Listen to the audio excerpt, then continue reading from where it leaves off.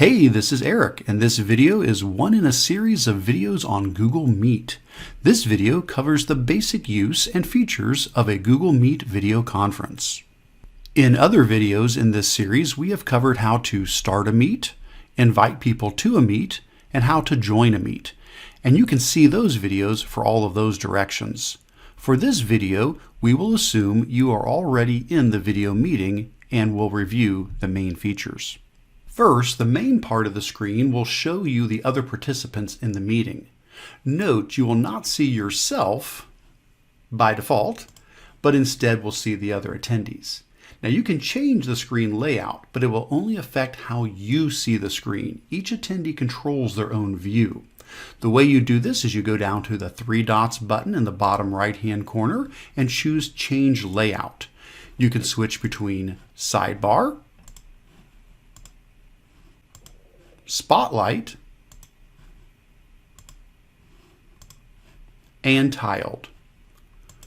Or you can just leave it on Auto and let Google Meet choose the layout for you. At any point, you can also pin an attendee to make them fill the screen and then unpin them again. You can even pin yourself by going up into the top right-hand corner and then unpin yourself as well. Next, you can manage the attendees in the meeting by clicking on the people icon up in the top right. For each attendee, you can click on the little down arrow and you can pin them, mute them, or even remove them from the meeting. Now do note, in schools, only the creator of the meeting can mute and remove others, so that a student would not be able to mute or remove the teacher. In this same panel, you will find the Add People link, which will allow you to send an email invitation to invite other people to join your meeting. In the same right corner, you'll find the icon to open the chat window. Here, participants can text chat with the group during the meeting, including sending helpful links. Chatting can be a good way to share information or to ask to speak without interrupting the current speaker. Next, in the bottom right-hand corner, you will find the three dots menu where you'll find additional options. For example, here you'll see the settings option where you can select and control your microphone, your speakers, and your web camera. The three dots menu also has an option to use your phone for audio during the meeting. This can be useful in a classroom setting where the phone can be passed around like a microphone so that each student can speak and be heard. Next to the three dots button is the Present Now button, which allows you to show your screen or just an individual window to your participants. This can be a powerful way to give a slideshow presentation, review a document, explore a website, work out a math problem using a whiteboard website, or more. Simply click the button and then choose if you want to share your entire desktop or just one particular window.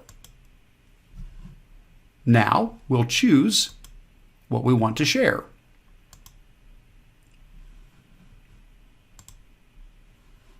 Now everyone in the meeting will be able to see what you're presenting, such as a slideshow in this example. Now when you're done, you can simply click on the Present button again and choose Stop Presenting. Note, any attendee in the meeting can share their screen, not just the meeting creator. Next, along the bottom of the screen is the button to turn closed captioning on or off. Now, anything that anyone says in the meeting will display on the screen for you to see.